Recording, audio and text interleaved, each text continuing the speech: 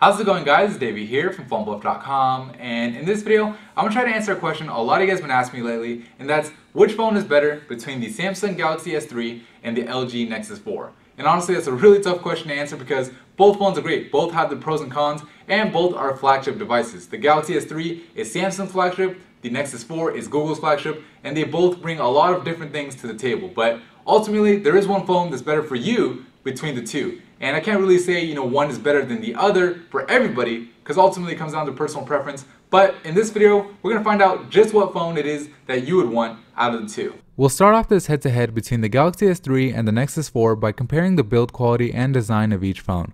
The Galaxy S3 has a polycarbonate body and is available in pebble blue, white, red, and even black depending on your carrier. The S3 is both lighter and thinner than the Nexus 4, and because of this and its curved design, it's a little bit easier to hold in the hand. The Nexus 4, on the other hand, currently only comes in black, but it does feel like a more premium phone than the S3 because of both the soft touch material on its edges and the Gorilla Glass covered front and back. So when it comes to looks and design, I don't think you could go wrong with either phone. The S3 gives you more color choices and feels better in the hand, while the Nexus 4 feels more premium and has that sleek black look we've grown to love from Nexus devices. Now let's talk screens. Both devices have beautiful HD displays, with the Galaxy S3 having a 4.8-inch Super AMOLED display with 1280 by 720 resolution, and the Nexus 4 having a 4.7-inch IPS display with a resolution of 1280 by 768. The advantages of the S3 screen are because it doesn't have on-screen buttons like the Nexus 4, you get to see your content in 720p all the time, and its Super AMOLED display gives you super deep blacks and helps conserve battery life.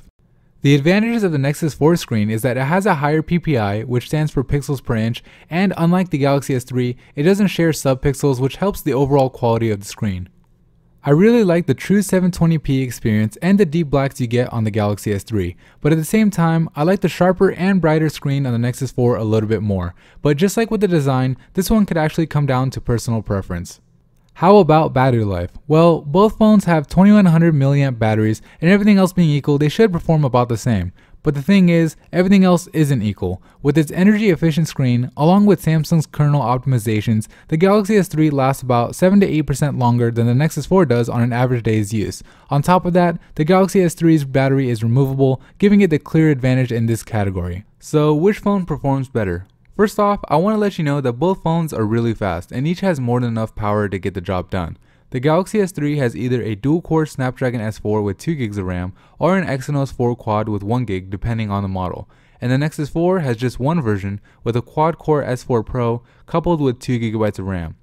As expected with the newer hardware, the Nexus 4 is faster in booting up, opening applications, and loading websites, giving it the advantage in the performance category. Both phones have 8-megapixel cameras with LED flash, but just like with the battery, the specs here don't tell the whole story. From my experience, the Galaxy S3 takes better quality photos with more accurate colors and seems not to need as steady of hands to capture a clear shot. Features-wise, the Galaxy S3's camera has a little bit more with things like burst shot and photo filters. The Nexus 4 does, however, have the new 360 panorama mode that came with Android 4.2, which is pretty awesome. But then again, the S3 will probably get that feature too when it gets updated to 4.2 somewhere down the line. So when it comes to the cameras, the edge goes to the Galaxy S3. Call quality is about the same on both phones when using T-Mobile, but there is a noticeable difference in the speakers. You be the judge of which one is better while I play the same song on each phone.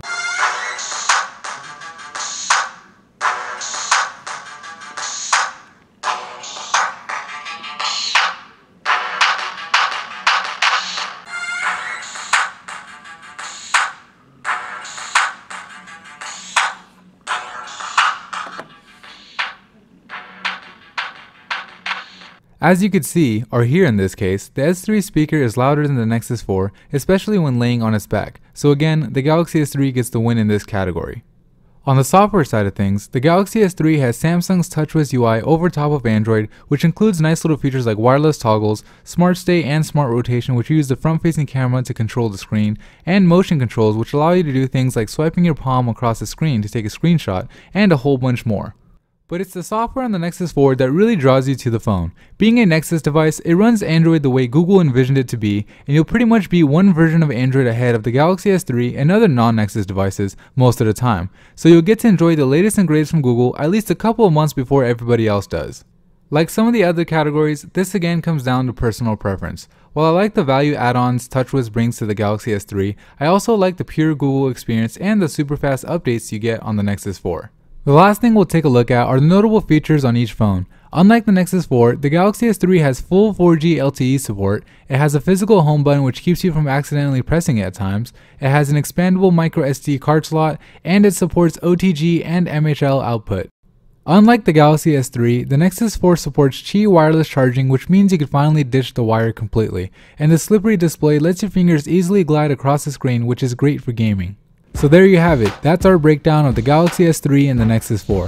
Like we said in the beginning of the video, both phones have their pros and cons, and deciding on which phone is best for you isn't just a matter of adding them up, but it's also looking at which pros and cons are most important to you. Alright, that's it for me in this video. If you found it helpful, please give it a thumbs up and subscribe to the channel for more videos just like this. Thank you for watching.